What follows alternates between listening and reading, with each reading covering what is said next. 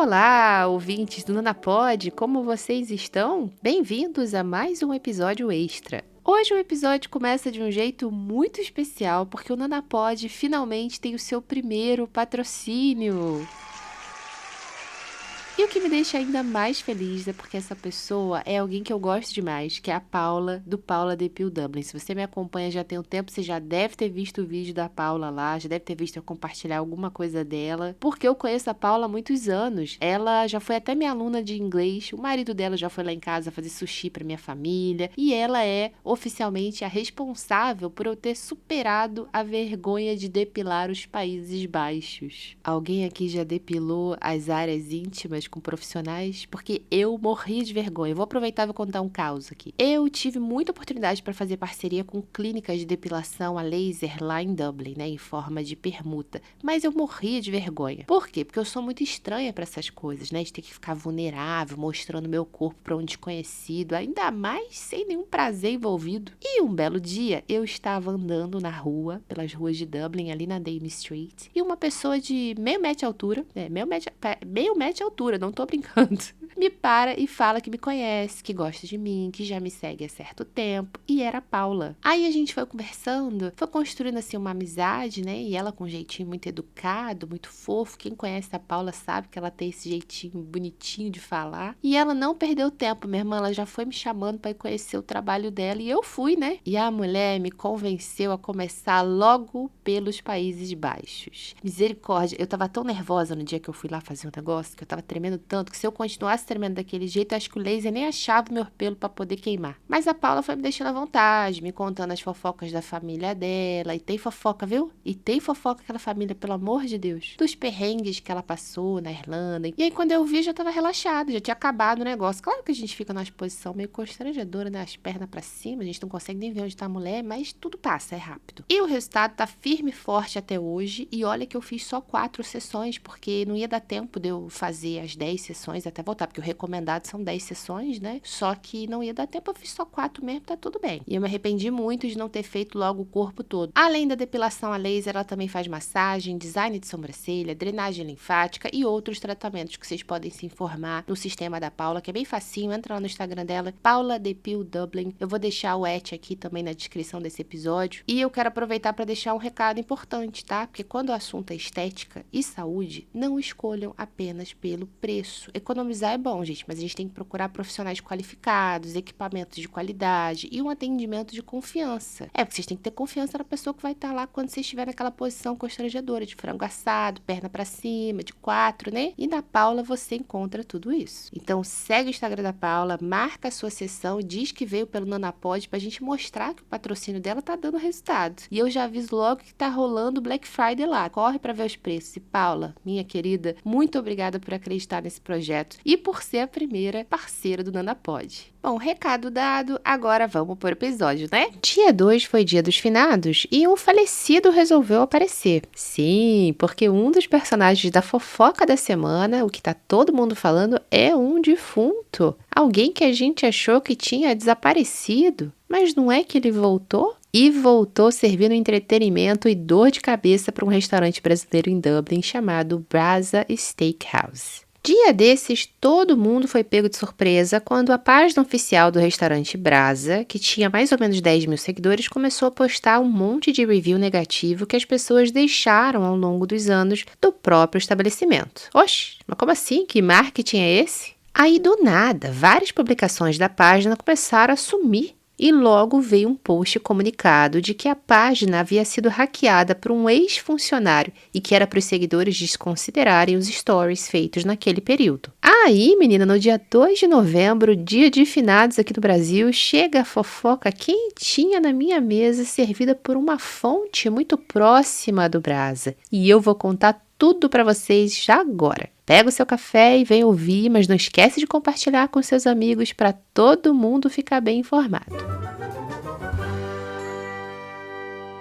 Vamos começar pelo começo? Para quem não sabe, o restaurante Brasa é o antigo La Rocha, que fechou as portas tem um tempinho aí. O La Rocha começou bem, mas segundo alguns brasileiros que frequentavam, foi caindo o atendimento e não deu outra. Acabou fechando as portas. Faliu, por assim dizer. E foi vendido, por isso nós temos hoje o Brasa. Então, quem comprou o restaurante foi um investidor que não é brasileiro. Ele, inclusive, tem outro restaurante bem famoso na Irlanda, em Dublin, também voltado para o público BR. A antiga dona do La Rocha era amiga do personagem principal dessa história. Vamos chamá-lo de Brasília. Uma coisa assim meio La Casa de Papel, né?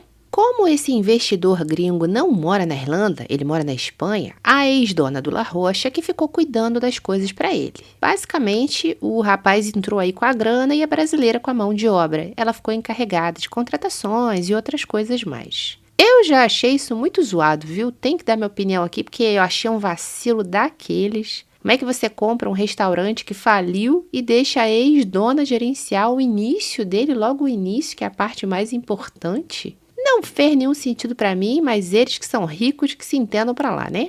Aí o que faz essa ex-dona do La Rocha / nova sócia do Brasa? Contrata esse rapaz, o Brasília, para ser o manager e também para cuidar do marketing do restaurante, das redes sociais que eram antigamente do La Rocha. Eles não quiseram ter o trabalho de começar do zero, aí pegaram e simplesmente mudaram o arroba apenas e começaram a postar coisas normais. Fotos do restaurante, promoções, pratos, essas coisas. Diz a minha fonte que a nova manager, a nova gerente, que foi escolhida pessoalmente pelo investidor gringo, quando ficou sabendo que esse rapaz, o Brasília, estava administrando as redes sociais e trabalhando como gerente, já sabendo de toda a fama dele, falou assim: olha, muito obrigada pelo convite, mas é ele ou eu, porque eu não confio nessa pessoa não, tá maluco? Peraí.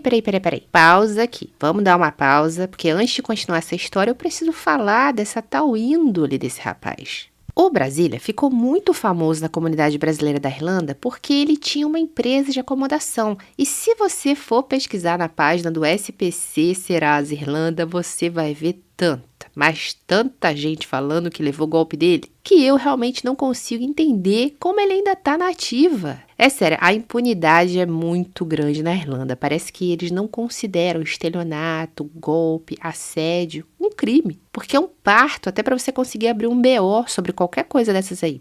Mas enfim, voltando aqui, o nome desse rapaz é mais sujo do que pau de galinheiro. Se jogar esse nome no Jus Brasil, meu amigo, você fica até amanhã lendo, parece até um versículo da Bíblia. É muita coisa que você encontra contra ele. Agora sim, agora a gente pode continuar a história do Brasa.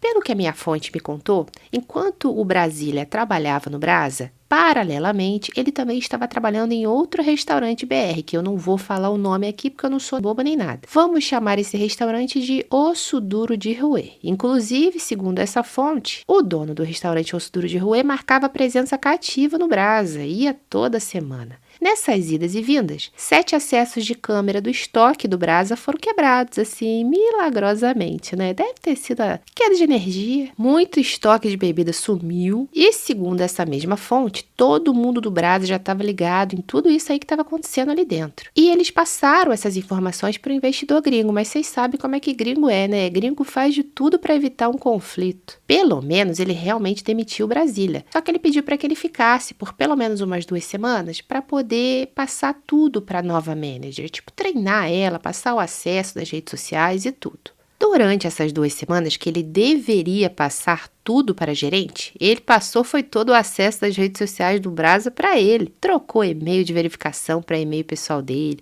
trocou o número de telefone para recuperação da conta para o número dele. Trabalhou demais esse rapaz. E a minha fonte afirmou que quando os novos funcionários do Brasa assumiram as redes sociais, assim que ele saiu, a nova administração não teve nenhuma maldade de conferir nada disso. Também puderam, né? Ninguém vai imaginar que vou fazer alguma coisa assim. Aí agora isso aqui que eu vou falar não tem como provar, né? Mas essa fonte afirma que o Brasília já vinha fazendo maldade com o Brasa antes mesmo do fim, antes de invadir as redes sociais do restaurante. Mas como? Deixando reviews fakes tanto no Google quanto em posts do Instagram do Brasa, mandando gente lá para assediar os funcionários, chamar eles para trabalhar no Osso Duro de Rouet. Olha, tava tentando jogar a iscazinha dele lá pra ver se arranjava os funcionários, né? Aqui, raiva. Ele tava com ranço de vocês mesmo, hein? Mas, segundo a minha fonte, isso aí foi só a ponta do iceberg. O pior mesmo foi que ele hackeou o sistema inteiro do Brasa. Por exemplo, o e-mail onde eles tinham o histórico dos invoices,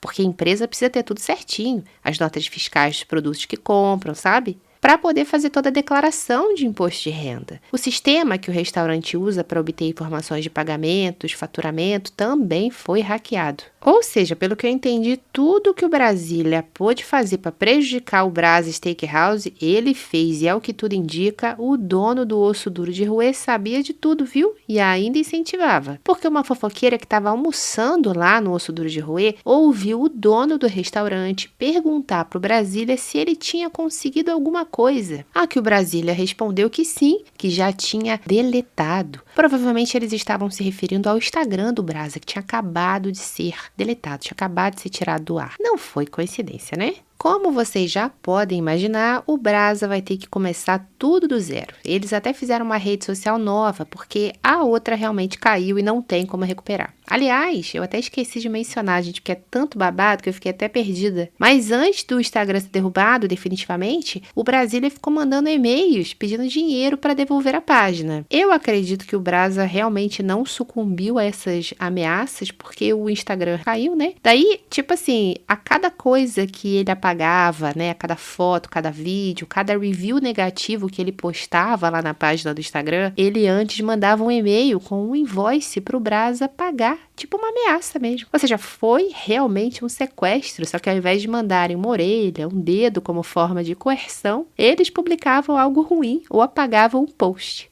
Mas, gente, que bizarro, né? Que história bizarra. Olha, eu tenho que confessar que eu não fico surpresa não, tá? O que eu mais ouço falar em Dublin é empresário querendo ferrar com a vida de outro empresário. Eu não consigo entender como é que pode a pessoa querer ser bem-sucedida ao ponto de destruir a vida dos outros que estão no mesmo barco. Eu fiquei meio assim de publicar essa história, porque a gente sabe que toda história tem 3 lados, né? O meu, o seu e a verdade. Mas a fama do Brasília vai muito longe e eu acho bem capaz que tudo isso aí que eu contei, que eu acho que não foi nem a metade, né? Realmente tenha acontecido. Para terminar, eu queria deixar bem claro que isso não é uma publi. Eu não conheço o Brasa, nunca frequentei o restaurante, até porque não é nem da minha época. Eu vim para o Brasil em 2023, eu acho que esse restaurante abriu depois, né? Mas se essa história for realmente verdade, eu desejo boa sorte para o Brasa e que vocês consigam superar tudo isso. E quanto ao Brasília, e principalmente ao dono do restaurante Osso Duro de Roer, só um recadinho. Melhorem, tá? São pessoas como vocês que mancham a nossa reputação mundo afora. E você tem uma história para contar? Manda um e-mail para anana.pod@gmail.com. A gente se vê em breve.